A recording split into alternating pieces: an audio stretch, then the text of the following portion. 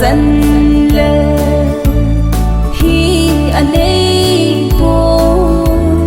amel ma ti mà sang mà riêng à rồi cái sum solo và số gia đình mệt sinh chun thiên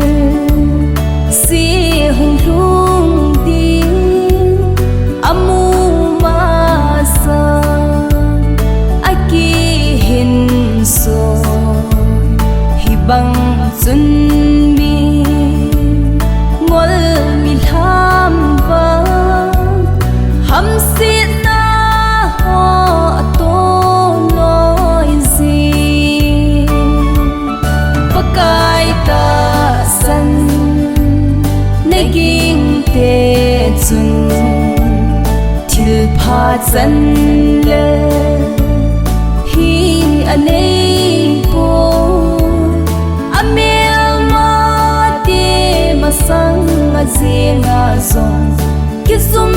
solo và số gia đình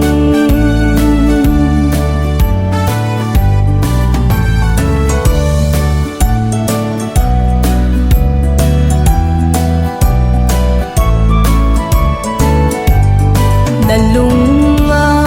na gel ngày tu ho pakai đi nam ki holi nang malung đi nang malung gel ai hi le vang na kin si ting